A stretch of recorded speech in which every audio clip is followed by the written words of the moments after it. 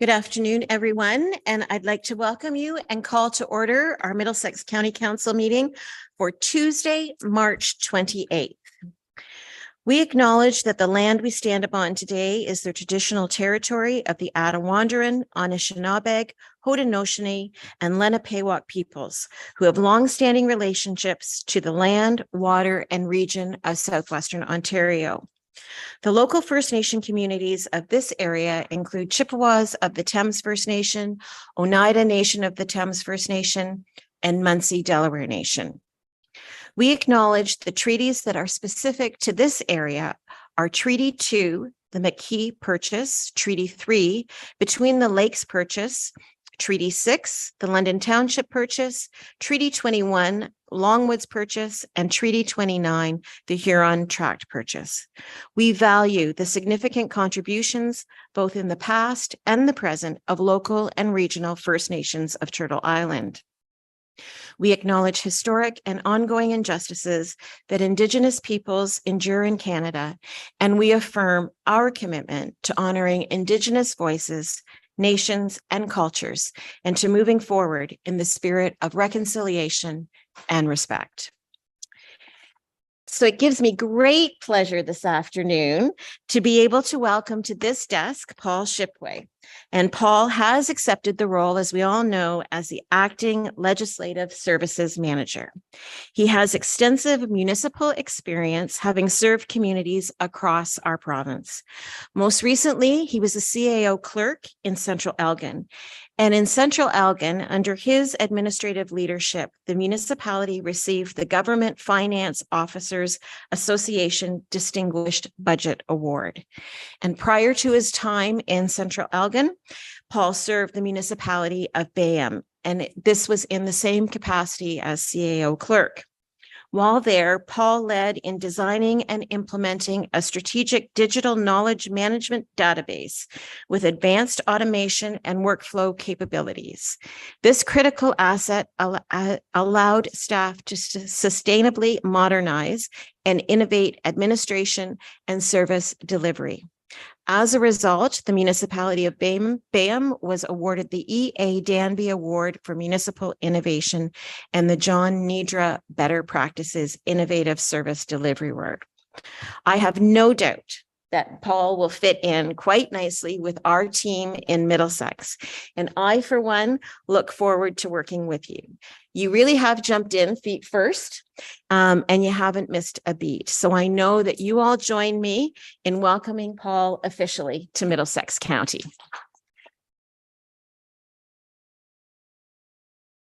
So, of course, with Paul here, it means that Marcy has now taken her personal leave.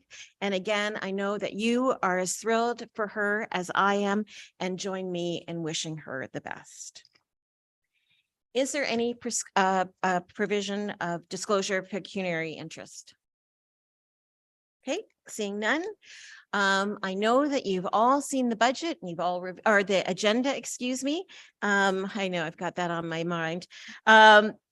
You've all seen the agenda and you've reviewed it. If I could get a mover and a seconder to approve it as presented. Councillor Mayhew and Councillor McMillan. All in favor? And that's carried. We have a number of minutes that have been circulated amongst you.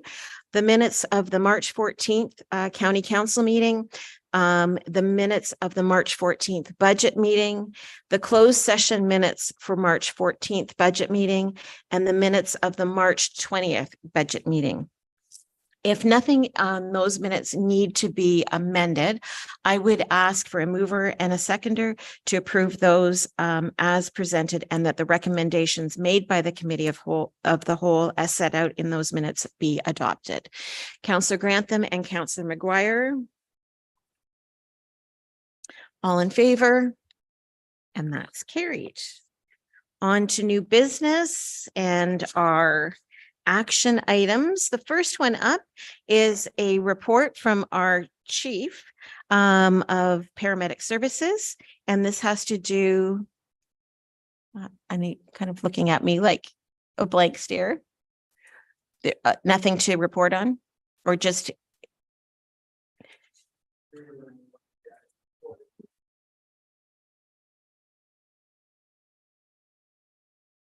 Okay. All right, then. So the report in front of us is the MOH Primary Data Sharing and Service Agreement. If there aren't any questions or clarifications required, I know that you've had time to review it. I would ask for a mover and a seconder for the recommended motion in front of us. Councillor Smybert and Councillor Clark. All in favor? And that's carried. And then I would look to Cindy, Howard, and Joe again. If there's questions on this, it's for the purchase of service renewal for the Leeds Employment Services. Councillor DeVitt, or Joe, did you want to give us a recap, or did you just want to take questions? I could do either. Okay, Councillor DeVitt. Thank you through you, Madam Warden. I have a quick, tiny little question. I was reviewing the document and it's on page 2 where they talk about miles to be calculated at 0.47 per kilometer. Is that a typo or is that the real rate for this organization? Thank you. And through the warden, that is what was contracted with Leeds for the amount that we have come up with. It actually hasn't changed over the last couple of years, but that is just one that was agreed upon in negotiations with Leeds. Okay, thank you for that. I just noticed that other ones have been going up and yeah, okay, I appreciate the answer. Thank you. Were there any other questions or clarifications needed for the agreement in front of you? So with that, you do have the recommended motion in front of you to authorize and approve the contract. If I can get a mover and a seconder for that, please. Councillor DeVitt and Councillor Mayhew. All in favor, and that's carried.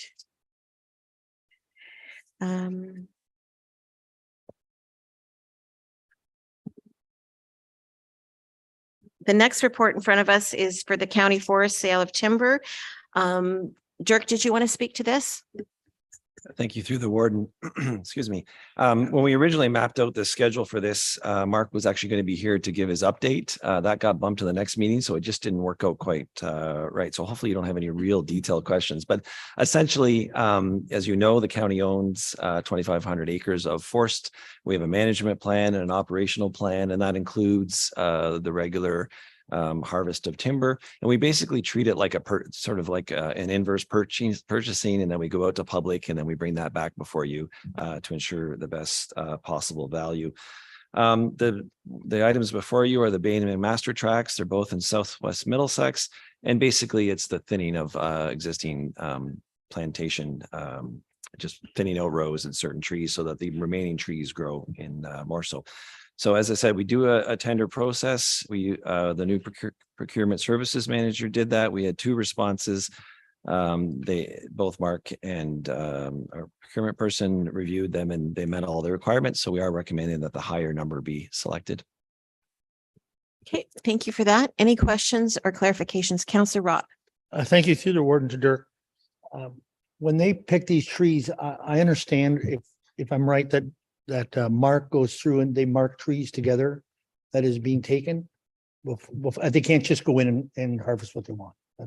Yeah, that's true. Mark does a prescription ahead of time, and that's what they bid on. So it's sort of apples to apples comparison. And then Mark also sort of goes by every day basically and makes sure that they're taking the trees that are marked, and also that there's no damage. There's some, we have a fairly strict contract. So if they're damaging other trees and such, there can be penalties. So Mark does a regular inspection of their activities to make sure it complies with the contract. Okay, thank you for that, Councillor Ropp. Any other questions or clarifications? Okay, then you've got the motion in front of you, and I would ask for a mover and a seconder for that, please. Councillor Ropp and Councillor Grantham. All in favor? And that's carried. Okay. On to the next report, and this one comes from Cindy, and it is the 2023 tax rates. Thanks. Through the warden. In front of council is a 2023 tax ratio report. Tax ratio changes approved by council only affect the distribution of the municipal levy. So a bit of background. Tax ratios for education purposes are regulated by the province and are not subject to municipal tax ratio decisions. The province is responsible for the legislation, rules, and regulations regarding tax ratios. MPACT, and you'll hear a little bit later today, is responsible for assessment of properties.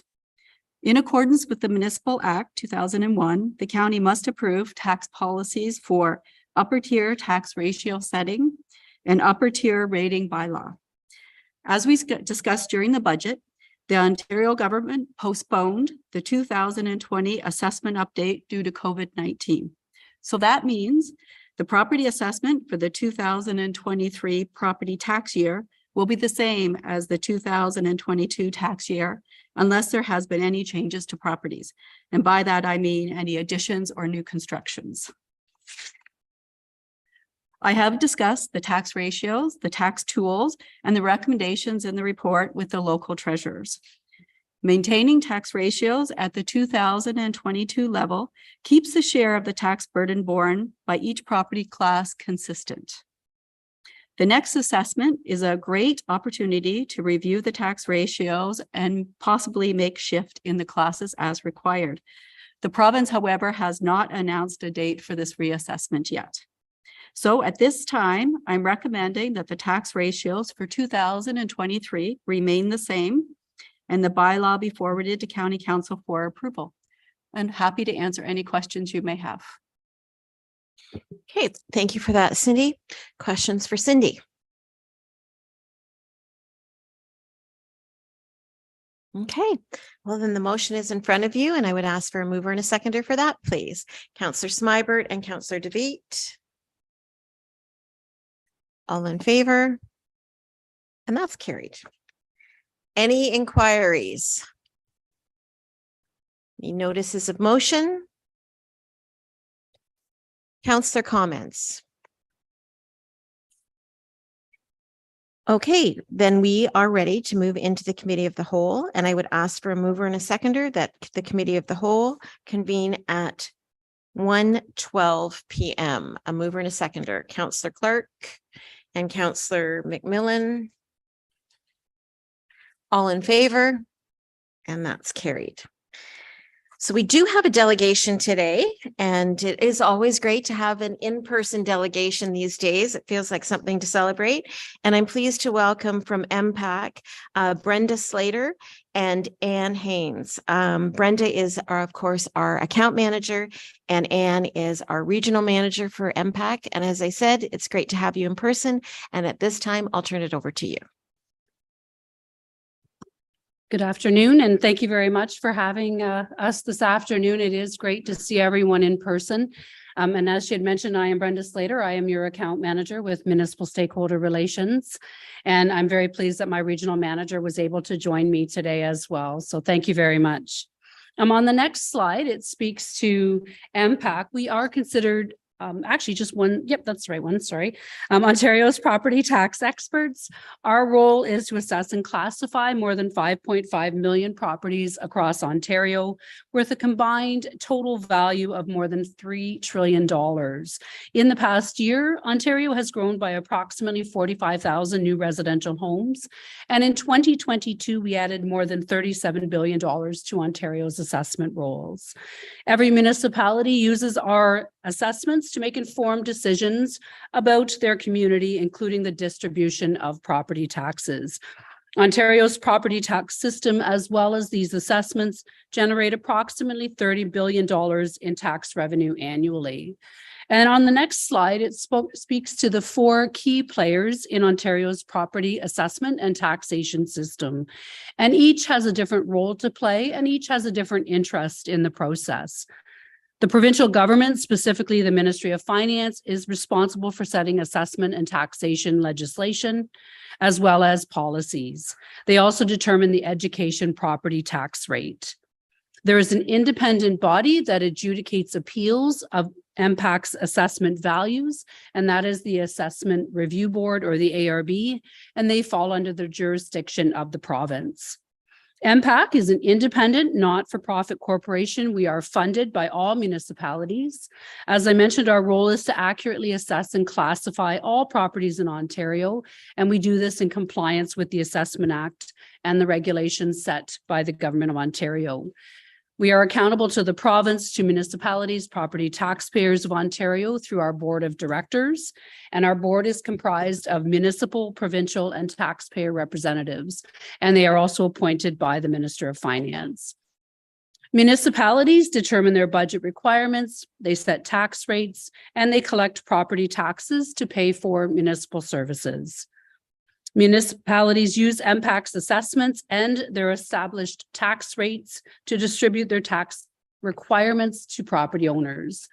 And finally, property owners pay the property tax bill, and they help to set market value through ongoing property purchases and sales. The next assessment speaks to maintaining Ontario's property database. We are continuously updating the database so that municipal records are accurate when our municipal stakeholders are making important tax decisions. Maintaining Ontario's property tax database includes inspecting and assessing new construction, additions, and renovations promptly, responding to property owner inquiries, and working with property owners to help them understand their assessment. We support municipalities through ongoing support offering Municipal Connect, where our municipal stakeholders can obtain their primary source of assessment-related information. And we work collaboratively with municipalities on projects that are important to you, such as digital building permits and digital building permit plans. We do have important statutory duties, such as handling requests for reconsiderations when property owners ask for a request for a review of their assessment. And the next slide speaks to the reassessment that was scheduled to occur in 2020. It was postponed by the province to provide stability and certainty to Ontarians and to enable municipalities to focus on responding to challenges posed by the pandemic. As a result, property assessments continue to be based on a legislated valuation date of January 1, 2016. MPAC continues to maintain and update the assessment role to reflect changes such as new construction and improvements to properties. For new buildings and new structures, MPAC determines a value as of January 1, 2016 to ensure equity when comparing to existing properties. While MPAC awaits news from the provincial government about the next province-wide assessment update, January 1, 2016 continues to be our legislated valuation date. And this is a fixed legislated valuation date to which all properties are valued. Although the assessment update was paused, we continue our work to keep property data updated. And if there's been a change to a property, the property owner will receive a new assessment notice from us. We mailed just over 800,000 property assessment notices across the province in the fall. Once the province announces when the next assessment update will take place, and as well when our next valuation date will be, we will certainly let you know. And then we'll be in a position to finalize our assessments and share those assessments with everyone in their communities, for their communities. The next slide, I just wanted to take a moment to speak to the relationship between property taxes and property assessment. Assessments distribute taxes. They do not determine the amount of taxes paid. When a province-wide assessment occurs, the one key factor is not necessarily how much the assessment value of a property has changed, but rather how the assessed value has changed relative to the average change in their class, in their community.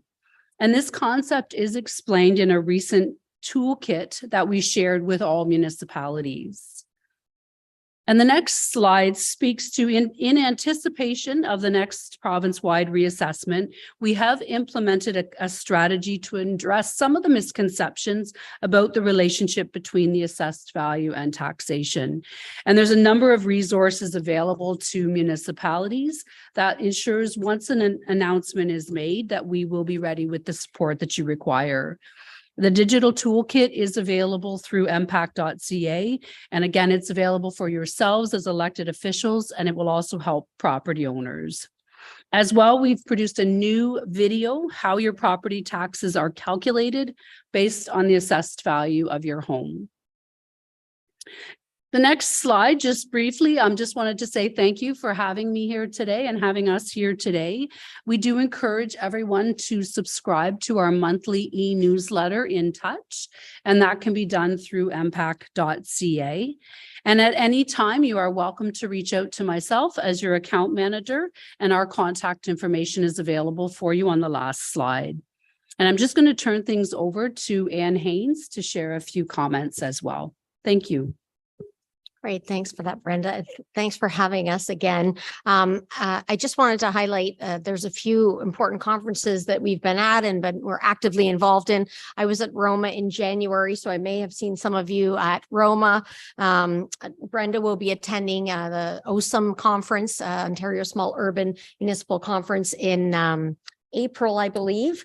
And of course, AMO will be in London this year, so I will be also there as well. So we do attend conferences, and as mentioned, feel free to reach out to Brenda directly or myself anytime. We did share our 2022 partnership reports with staff late last year and then earlier this year with council. So if you haven't seen that report, it is on our website, and there's a number of highlights in there.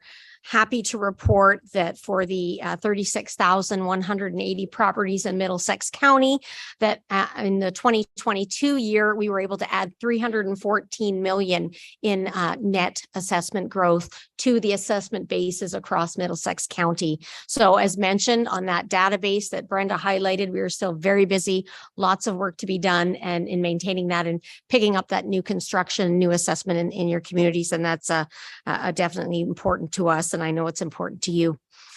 So thanks again for working with us. Brenda works very closely with staff, and I know she meets regularly with the different clerks, treasurers, CAO groups.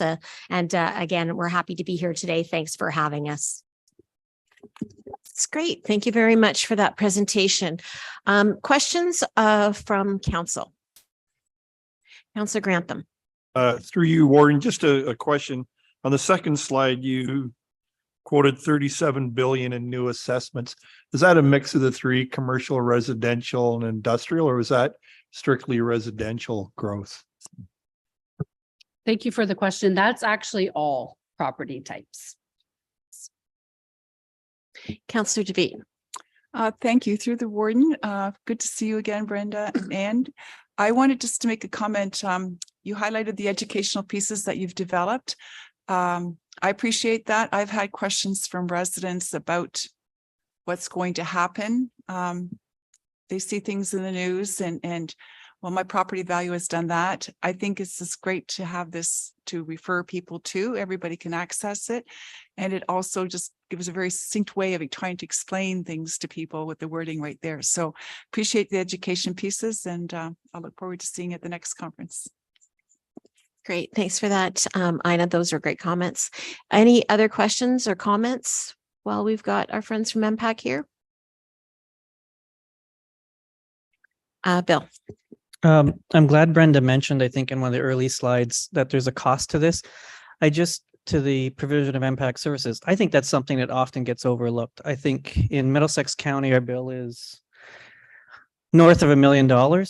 It's actually about $1.3 million. Wow, it's $1.3 million. So about, according to Cindy, so that's great. I think the tendency or the reason why people think it's free, especially in our lower tiers, is because we pay those costs at the county. So last time when we were talking about budget, I started highlighting for you things that are unique in Middlesex. So where revenue goes one place and the costs go somewhere else. And I talked about planning, how the planning costs are all with us and the revenue is all with the lower tier. This is another example of that, where the assessment is used for taxation purposes at the lower tier, yet all the costs for those are with the county. So I just wanted to highlight that. It probably gets overlooked. We watch it pretty carefully here. We have questions for Brenda and Ann whenever we see big swings in our assessment costs. But I just wanted everybody to know that we pay those regional costs on behalf of all the lower tiers. Thank you for that. One last call for questions. Okay, thank you very much, Brenda. Thanks, Anne. It was great seeing you in person. And we will probably see you either at OSM or certainly at AMO. Can I get a mover and a seconder to receive that that presentation for information? Councillor Clark and Councillor Smybert. All in favor? And that's carried. Moving on to the reports from county councillors. This one is, I think, a joint one. Are you starting with it or county officers? Sorry. You're taking this one? You're starting this one, Bill?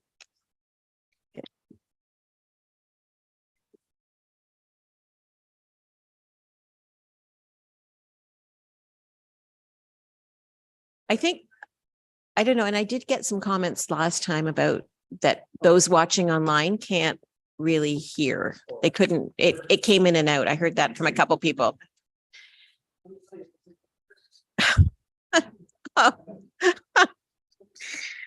So Bill and Jessica are going to present to us the Middlesex County organizational structure. Okay, I'm sitting down again, which I think it's easier for Greg anyways, because last time he was having trouble following me with that camera. I think for people at home, they were probably getting dizzy. So we promised you that there'd be multiple layers to your orientation. There was sort of that first blast of information where it probably felt like you were drinking from a fire hose of all the departmental information. What we're doing now is digging one step lower into the organization and talking about some things in reports to county officers that are coming up. Paul's got a schedule. You'll hear from us once a month on some more in-depth topic for the rest of the year and probably into next year. We're going to keep digging down. We'll go to the next slide. Who's got it, Bales? Oh, Greg. Oh, Paul. Hi. So what we really want to do here is just talk a little bit about, it's really hard whenever you ask questions in your orientation to talk about the organizational chart. Somebody asked for the organizational chart and Jess actually printed it out and it's like a mural. This is a big organization and there's a lot of moving parts to it. In fact, what you're going to see today is a series of 11 slides or so. I don't know how many slides there are actually, but somewhere in that ballpark where we've just divided it up and tried to break it up for you because it is a pretty big group. And we've only done the most senior level positions, as you can imagine.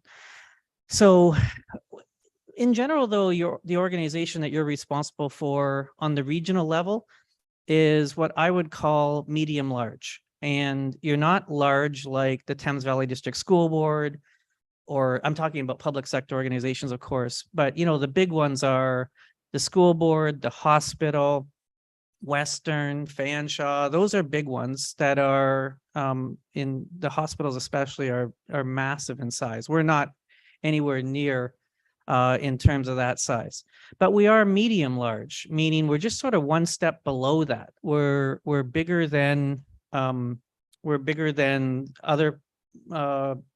public sector organizations like the health unit by a lot. We're bigger than lower tiers by a lot.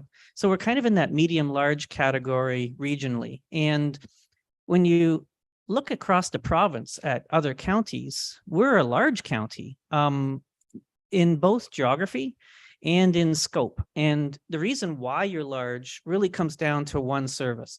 There's very few municipalities that deliver at the county level to 300 or to almost 450,000 people.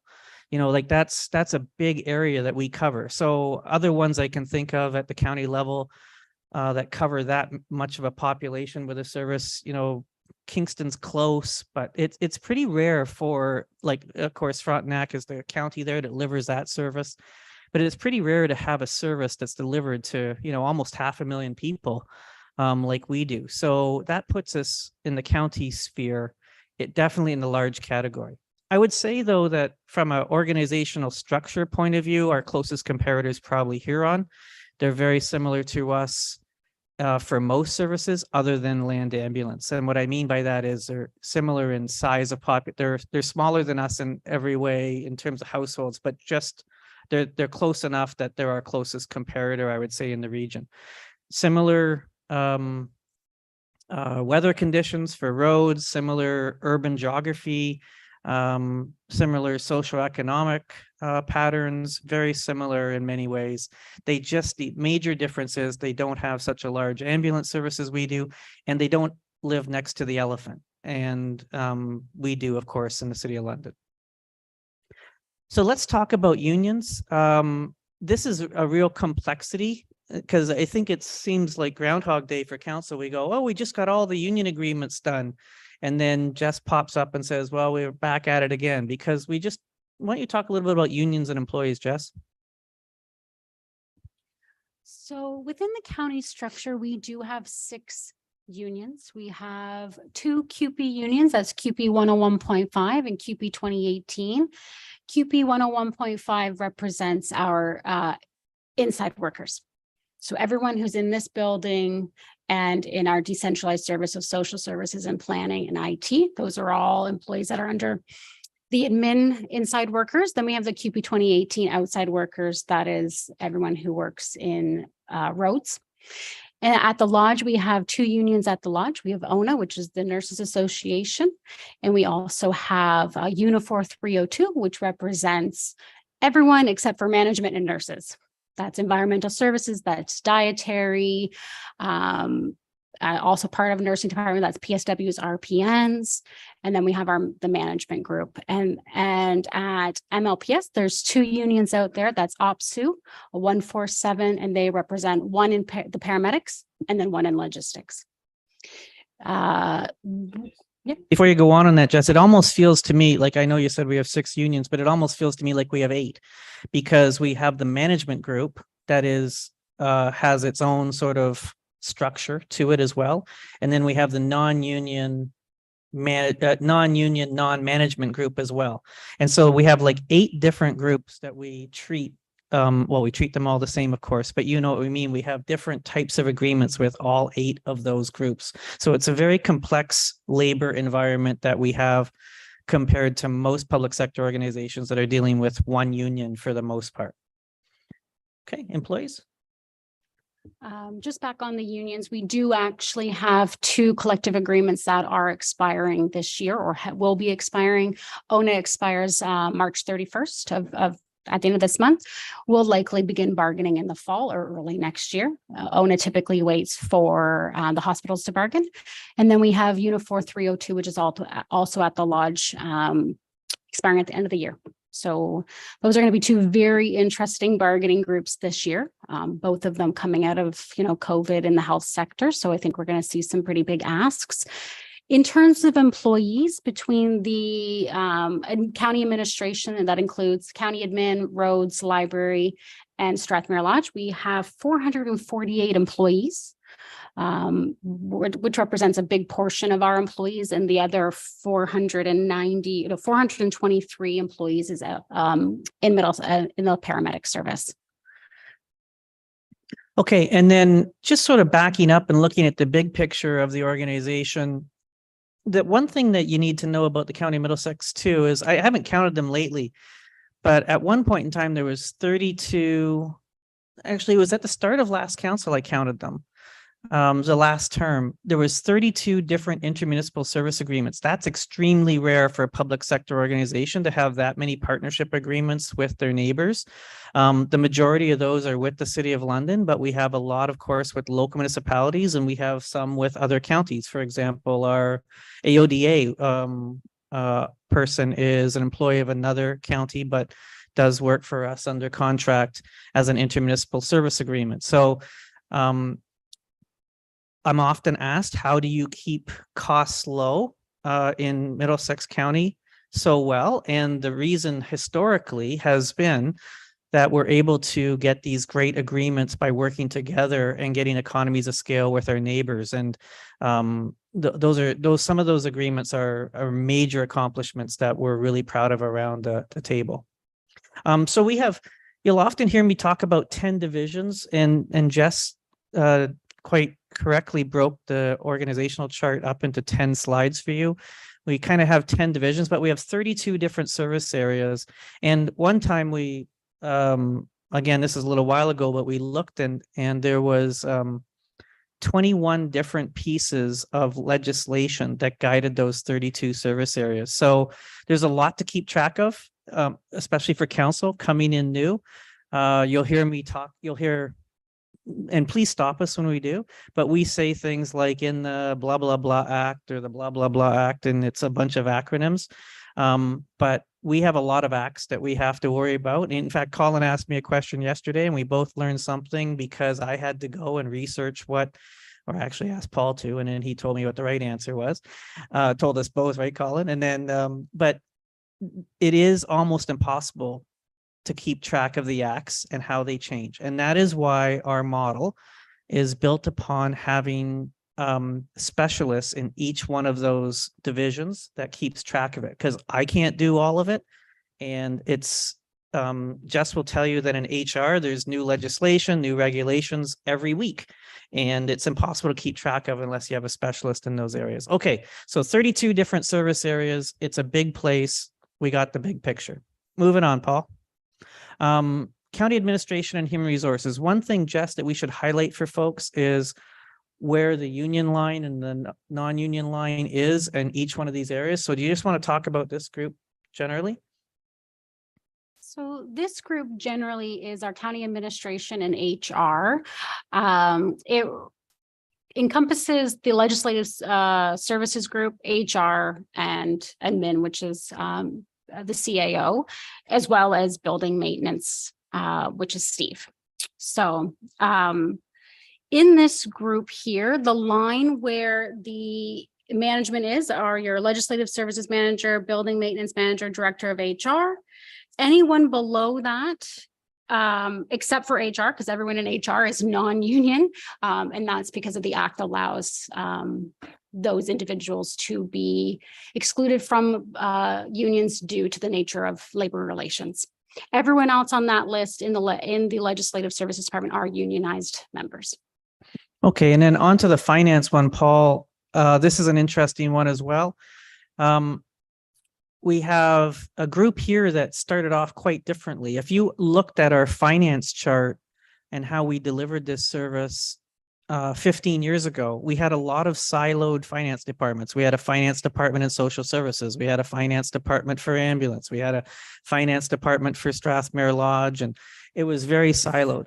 What we've been doing is gradually bringing all the payroll and finance functions into the purview of the finance department that's upstairs. What that's allowed us to do is have less generalists and more specialists in each one of the areas. And we have, thankfully we have the economies of scale that we can afford to have very specialized payroll and benefits clerks or very specialized accounts receivable clerks, because that makes life a whole lot easier than having a bunch of generalists trying to do all those different functions. If you think legislation changes quick, and acts change quick, so do payroll and benefits rules and how those are delivered and overtime and everything else. We really need to stay on top of this. So I think in Cindy's time, we've professionalized this area beyond anything in our wildest dreams. It is really great. And we're going to keep moving in direction to consolidate into this department. Okay, Jess, planning and economic.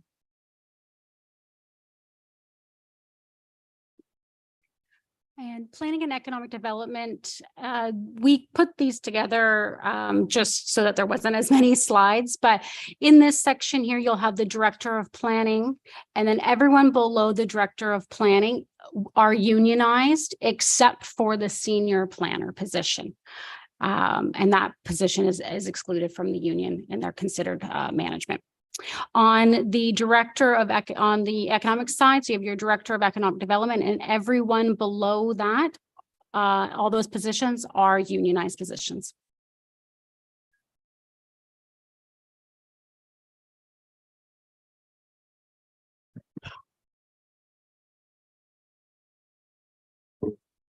Our next group is community services, so social services. It has two levels of management. So you have the general manager of finance and community services and the manager of social services.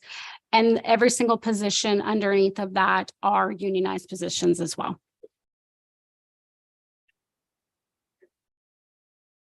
Engineering and transportation. So this has actually a combination of inside and outside workers within our union group. The structure is with the general manager of infrastructure and county engineering. And then on the engineering side, we have an engineering supervisor, and anyone below the engineering supervisor are QP 101 unionized members. On the road side, you have the general road superintendent, district foremen as your middle management, and anyone below that is QP 2018 unionized members. And then on the other side of that is your emergency services, and that's your safety and standards officer, which is a shared position between roads and HR. We share that for corporate health and safety, as well as your CEMC. So just on this one, I should also, Warden, point out whenever we have unique structures here in Middlesex, this is probably the more popular model amongst counties, to have an engineering and transportation department that looks after everything from bridges all the way through to roads and highways. But you will come across other counties that actually contract out the county delivery of public works and maintenance to the lower tiers.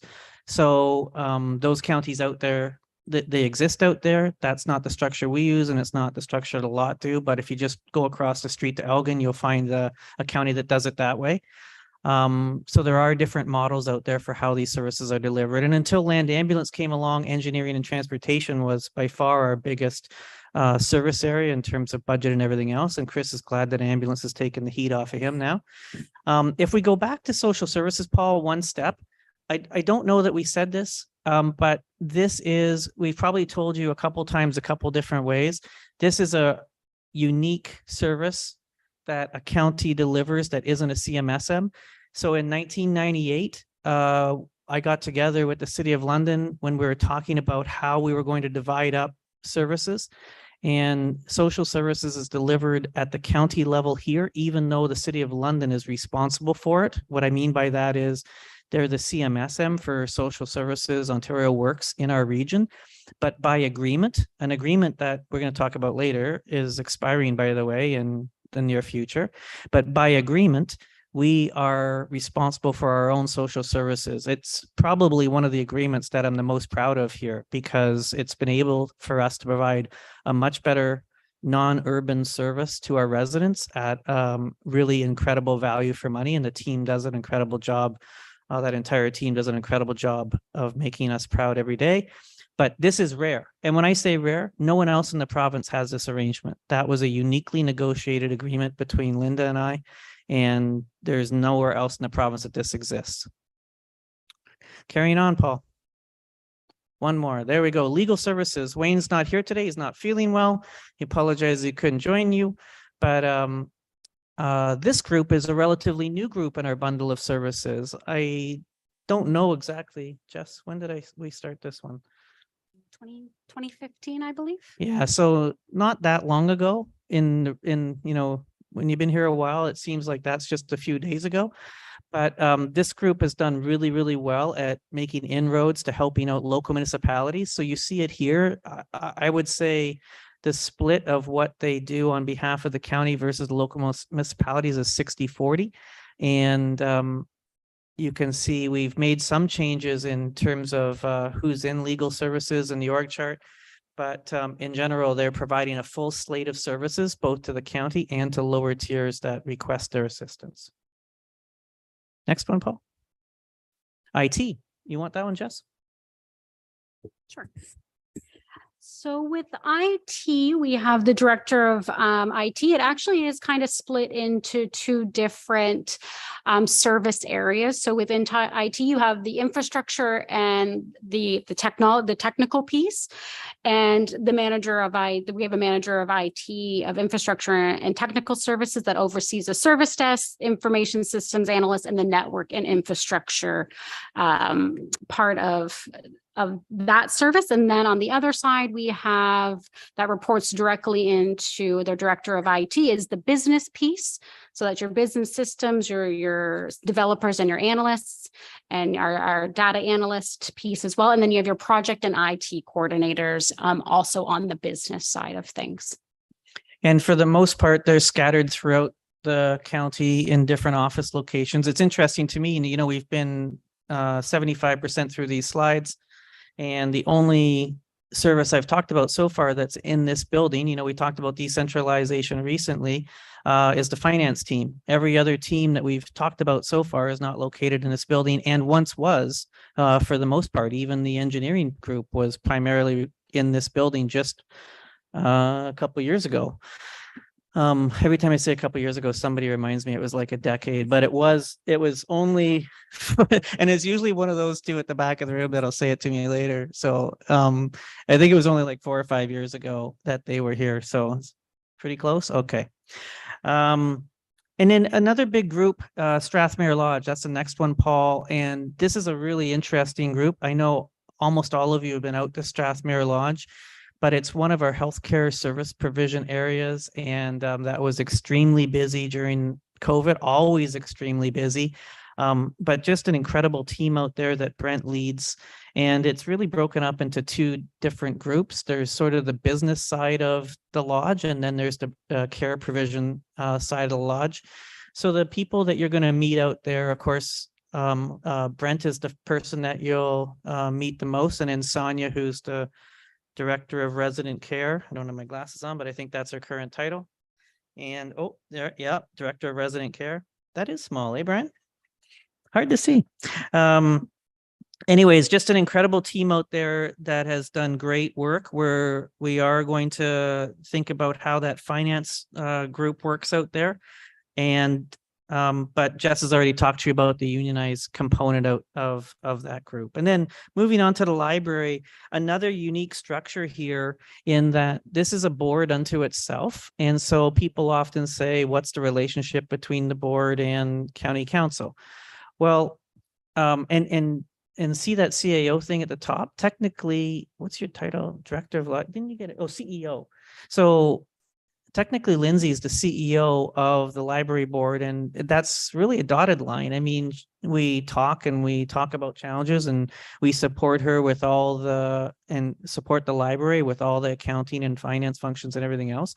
But the library board is responsible for delivery of that service, and county council is responsible for providing the funding to operate that service. But you can see there that Lindsay has a number of managers in each of the areas that she relies upon. And then Jess, just want to talk about early on for a second as the add-on piece to that. Or did I catch you off guard there? Yeah. So with early on, it is in the library system. We have a manager of early on and 2 different positions, senior facilitators and an early on facilitator. So we have an early on facilitator and an early on senior facilitators. They all, we have part-time and full-time. They work within the library structure and report into Lindsay as the Director of Library Services and CEO.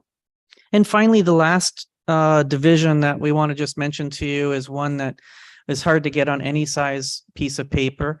One of the largest one of the largest ambulance services in Ontario by any measure.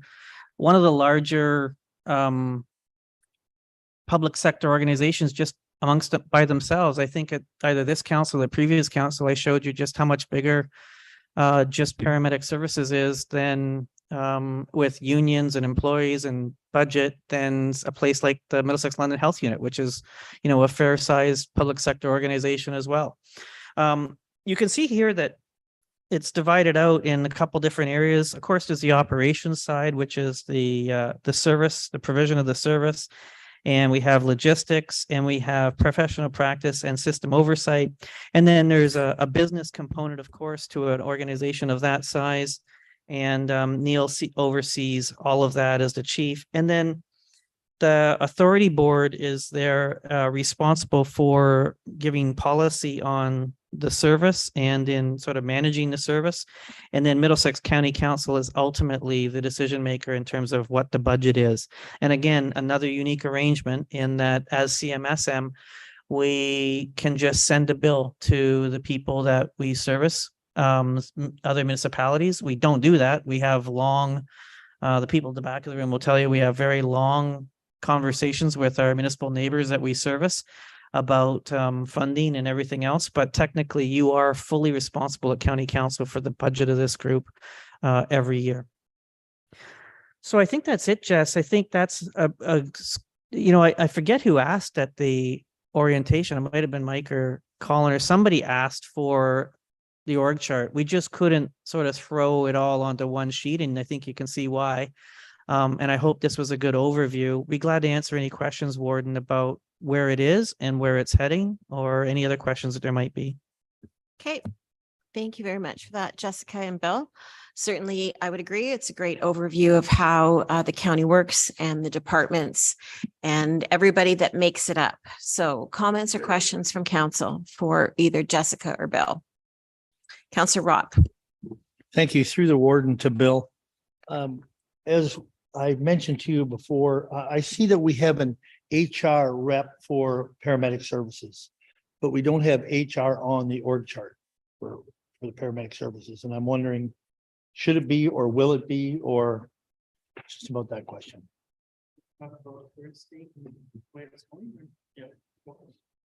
So we operate with an HR service with MLPS. So we do provide one HR representative, one full-time HR representative there 5 days a week, whether that's in person or moving around, but they are directly for MLPS HR work. It is that first point of contact, disability management, providing assistance, and then there is still Colin providing that day-to-day work.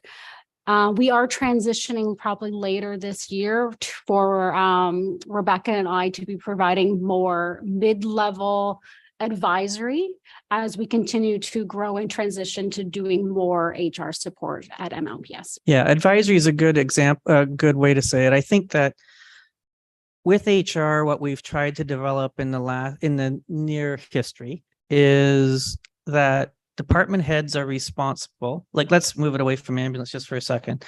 If Dirk has an HR issue or there's some negotiation need to happen, he will go work with Jessica in an advisory role, but the decision-making still with the department head. Very much like you get legal advice on something, but ultimately council decides what they're going to do. It's just another piece of advice. So currently right now, I can't believe I just said that. I always tease people that say that in our organization, and now I just did it. Can we edit that out? They're going to tease me about that. Currently, what we do is Jessica described the HR that's over there at ambulance now, but there's so many components of HR. That is more, I would say, document management and the administrivia of the benefits provision and that work. So it's a lot of paperwork that was being provided by an employee that was working for MLPS before. And so we took that role over with the HR function there. That's not really the high level HR. What's the term used? Mid-range services. So that's like recruiting, policies, those types of things are what we're getting into next. We're trying to transition all of those business services out of people that do the operations more into the specialists, and still providing that advisory role, but having more advisory services deeper into the organization. So in the budget, we do have a role for a new HR person, and that's going to allow Jess the time to move up. Now, when we did the analysis of the HR, we're badly underfunded in HR. That became evident, I think, to the warden and I during COVID. And by any standard, you should have probably 3 or 4 HR people for an organization the size of MLPS. But starting off with that one person that can take the paperwork off the hands and then moving to more mid-level support is going to make a world of difference, I think. And then consolidating policies and getting those right. And you start to see that in less grievances when we do that. And you start to see that also in organizational culture. People know what to expect. The policies kind of get consolidated and improved and updated. And so we're going to invest some time in that over the course of the next year, now that we have an additional resource. Any other comments or questions? Okay, thank you very much for that. And I would ask for a mover and a seconder to receive that presentation for information. Councillor Brennan and Councillor McGuire. All in favor? That's carried. Thank you. Okay, Dirk, you are up now. And this has to do with the housekeeping amendment that we've now become familiar with. And this time it's Middlesex Center. Yes, you are getting used to this one. I think we've got a couple more coming over the next meeting or two. So it's really the same story as before. The province did change the rules, and in order for municipalities to utilize that, they have to put those policies into their official plan. So it is relatively straightforward. I am recommending approval. Okay, thank you for that, Dirk. I will ask if there's any questions or comments. And seeing none, you've got the recommended motion in front of you, and I would ask for a mover and a seconder for that, please. Councillor Ropp and Councillor DeVitt. All in favor? And that one's carried. Okay, Brent, you will be reporting to us about a provincially required annual quality improvement plan. And this, of course, is for the upcoming year.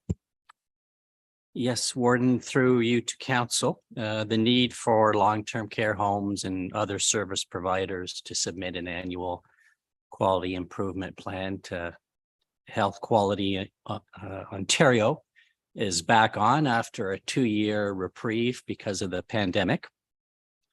And so the largest quality improvement plan is due to Health Quality Ontario by April 1st. And it's for the 1-year period, April 1, 2023 to March 31st, 2024. And it requires council approval before submission to Health Quality Ontario. Every year, the largest quality improvement committee reviews comparative provincial long-term care home data in order to decide on the content of our plan. And this year for 23-24 plan, the committee has decided on 2 focus areas. One is the use of antipsychotic medication, a class of medication, and the other is the use of physical restraints. With regard to antipsychotic medication, the key here is to use it appropriately. It's a medication, a class of medication that plays an important role in managing behavioral symptoms that are sometimes occur with psychosis or dementia, and symptoms such as aggression, agitation. But of course, these medications, as other medications can have, they have side effects, and in this case, things like sedation and a higher risk of fall. So the key, of course, is to use this medication appropriately and prudently. Our use has actually always been favorable versus the provincial comparative data. I've been at the lodge for about 8 years now, and we always look to the favorable side versus the provincial average. However, over the last 6 months, we have crept up above the provincial average in terms of our usage. And so that's why we want to take a fresh look at the use of antipsychotic medication. With regard to the second focus area, the use of physical restraints. Here we're talking about things like wheelchair seat belts, wheelchair tabletops, tilt wheelchairs. We're not talking about jacket restraints or 4-point restraints, that those are prohibited items in long-term care. But we use physical restraints, and the intent there is to prevent residents ambulating where they have lost the physical function to do that without falling and risking injury. And they've lost the cognitive ability to recollect that their function is limited. So the use of physical restraints, of course, do come with some risk, such as skin trauma, and risks such as anger and agitation. So again, here the there's a balance to play, trying to prevent falls and serious injury while trying to use restraints prudently.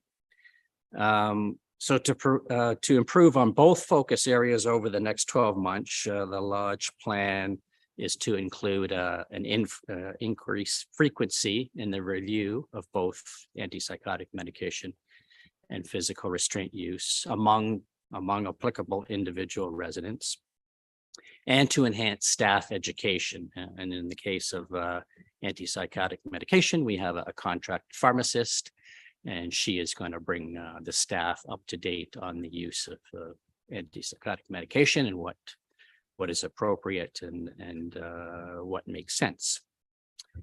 So I'm recommending that the 2023-24 quality improvement plan be approved by council, and that I, as Lodge administrator, be authorized to submit the plan to Health Quality Ontario.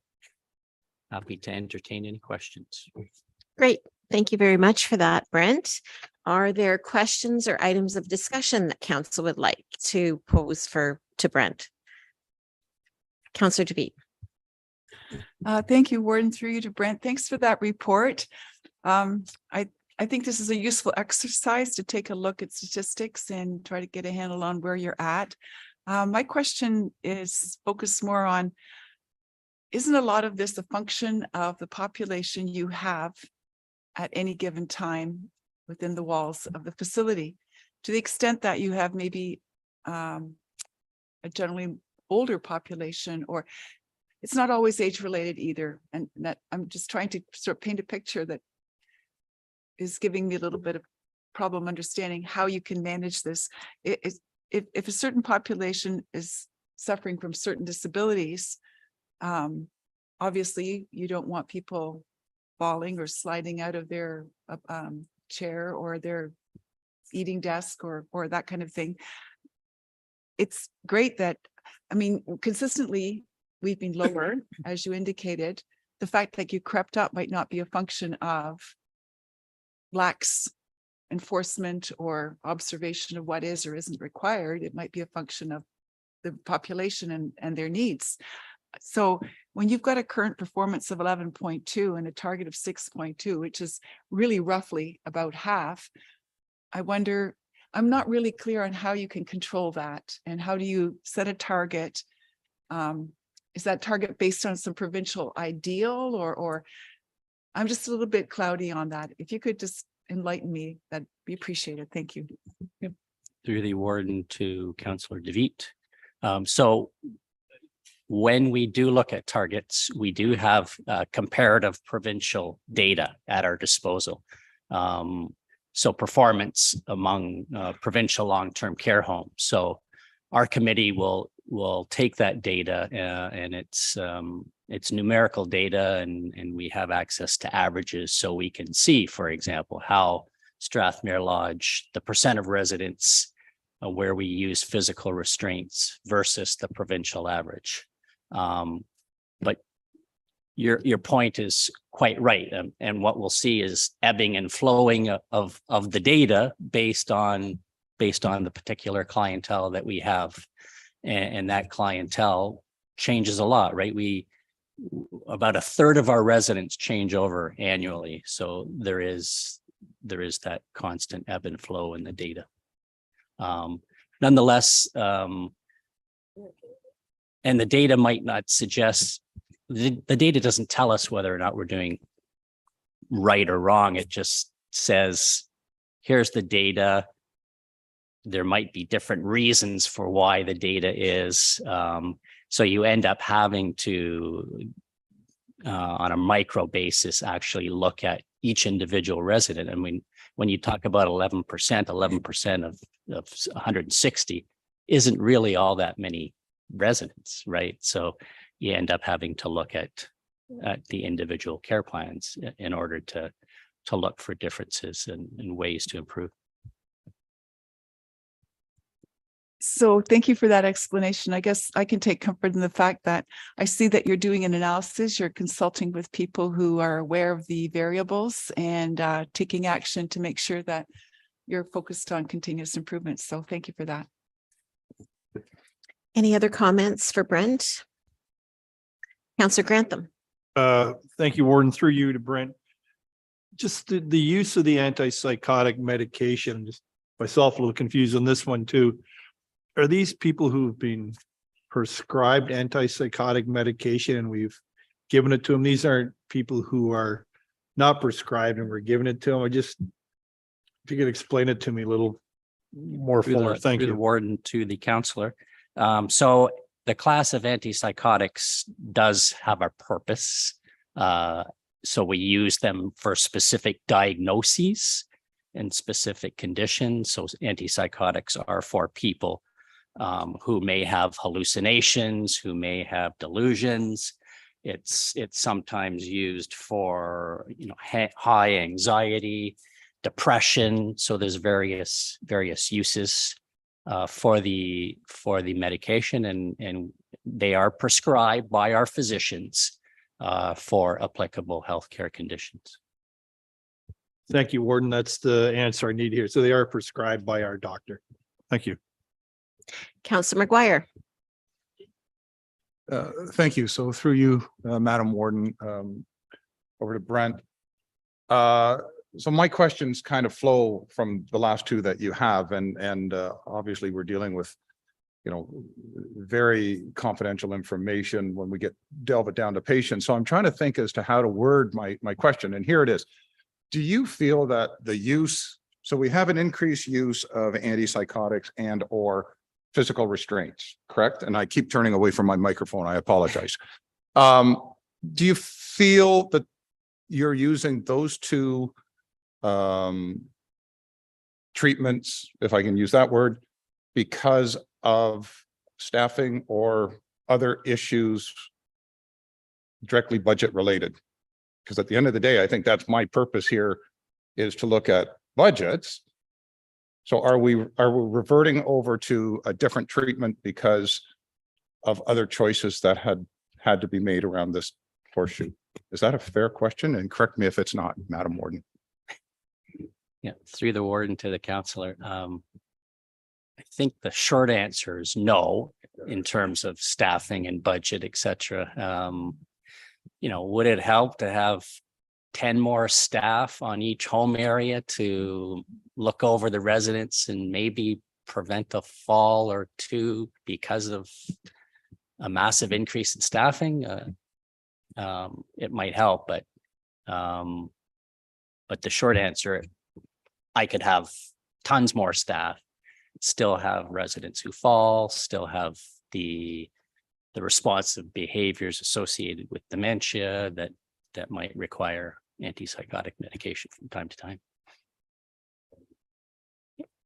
Any other comments or questions from council? Okay, thank you again, Brent, for that. And I would ask for a mover and a seconder for the recommended motion that is in front of you. Counselor McGuire and Counselor Grantham. All in favor? And that's carried. Okay, Joe is joining us now, and he's going to present to us the Access and Inclusion Child Care Framework. And of course, this has to do with the QUELC agreement. Perfect. Thanks very much. And through you, Warden, to Council. In March 2022, the province of Ontario and the federal government reached an agreement of funding for and terms of the Canada-wide Early Learning and Childcare Agreement, or the QUELC agreement. The intent is to lower daily childcare fees to an average of $10 per day. In November 2022, we started the process of retroactively reducing the daily fees back to April 1st of 2022, and with reductions starting in December 2022 and further reductions in January 2023. Over the next few years, further reductions will be felt by families in our communities. We are excited to move into the next phase of the QUELC program, which is creating new spaces. The new framework is around the access and inclusion for families to bring their children to childcare in a fair and equitable manner. This report is only the first step. In January 2023, working with the City of London, we were to provide the ministry with an estimated expansion target for Middlesex and the London area. There were certain indicators that we were to have taken into consideration when coming up with these targets. including but not limited to language at home, Indigenous identity, immigration, and low-income measures. Through this, we were able to determine that the estimated targets of licensed childcare spaces throughout London and Middlesex. Using these indicators that were required by the ministry, it was determined that the top 3 municipalities in Middlesex are Strathroy, Caradoc, Middlesex Centre, and North Middlesex. That being said, it does not mean that we would not entertain requests for childcare license spaces in the other municipalities. This ranking is only one of the factors that we'll be using to review applications for new and or existing centers to increase the licensed childcare spaces. We've actually received some interest from centers in all of our municipalities. The estimated expansion targets for childcare will be reviewed and updated over the next few years as the need in our community grows and as we learn more information and review the information that we have around the access and inclusion framework. We will continue to work closely with the City of London as our CMSM to ensure the needs of our community are met. As this framework continues to be rolled out, we will bring more information back to council as we find out more. As noted in the information, we will be adding this to the London Middlesex Childcare and Early Years System Service Plan 2019 to 2023, and will be more inclusively added to the new 2024 to 2028 plan that we are currently working on. At this time, I'd just also like to say thank you to the City of London Children's Services Department for their continued partnership. And I would also like to thank Kelly Smith and Oakley Frechette, who are 2 of our workers here at the county, for the help of writing this council report. I am here for any questions. Okay, thank you very much for that, Joe. Questions or comments on this? Councillor DeVete. Thank you, Warden, through you to Joe. Thank you for that report. I have a quick question about, they're talking about the financial viability of the operator and as well the concerns about misuse of funds and so forth. And I was just thinking about, that means more work. So do we have staff capacity to do these analyses on each one in addition to all the stuff they are already doing? And is there additional funding then to cover this assessment work and doing the analysis? And like, are we going to have to do new forms and like, what kind of workload are we putting on our staff here? If you could, thank you. Thank you, Councillor DeVete, and through you to the warden. So there is going to be an increase in the work that is required. Working with the City of London, we were able to secure 2 new positions, one of them being the community services data and research analyst, who is Oakley, who was helping us, and also through our finance department, Deb Fiddler, who is one of our finance business systems analysts. So they will both be working with us to ensure that any of the work that is to be done will be through them, through the finance department. So it is a little bit more work, but we were able to get some more funding for some more staffing. Thanks. That's really good news. Because I mean, we want to have the spaces for our people to our residents to access, obviously. But I mean, if we don't get resources to do that, then it's sort of a unvirtuous cycle. Okay, thank you for that. If I can make an additional comment through the warden to the councillor. We also are expecting some changes to the childcare funding model. So we're currently working with the City of London. So when those changes do come forward, I am trying to advocate if there's additional funding and there is additional work that hopefully the Middlesex County can get additional funds as well. So that work continues on. Thanks for that, Councillor DeVete. Any other questions for Joe? Okay, thanks for that, Joe. Appreciate it. And you've got your recommended motion in front of you, and I would ask for a mover and a seconder for this one, please. Councillor Smybert and Councillor DeVete. All in favor? And that's carried. On to correspondence and information items. So the first one is the electronic payments for February 2023. If there's any questions on those, then I would ask for a mover and a seconder to accept that for information, please. Councillor Clark and a seconder, Councillor Rott. All in favor? Carried. On to our correspondence. Thank you. We received a thank you letter from the family of past warden Jack Baker. Then final approval of Cudney Blue Plan of Subdivision. And this is in the municipality of Middlesex Center. The Ontario Land Tribunal appeal of proposed plan of subdivision file number 39T-MC 0902 for South Winds in Middlesex Center. The letter from Ministry of Health dated March 1st, 2023. Middlesex Accessibility Advisory Committee meeting minutes for March 13th, 2023. Public sector salary disclosure. The 2023 annual repayment limit. And the 2022 council remuneration and expenses report. Okay, can I get a mover and a seconder to accept those items for information, please? Councillor Smybert and a seconder. Councillor McMillan. All in favor? Carried. We do have to move into a closed session. So the motion in front of us is that we move into closed session at 2:15. And this is to consider a personnel matter.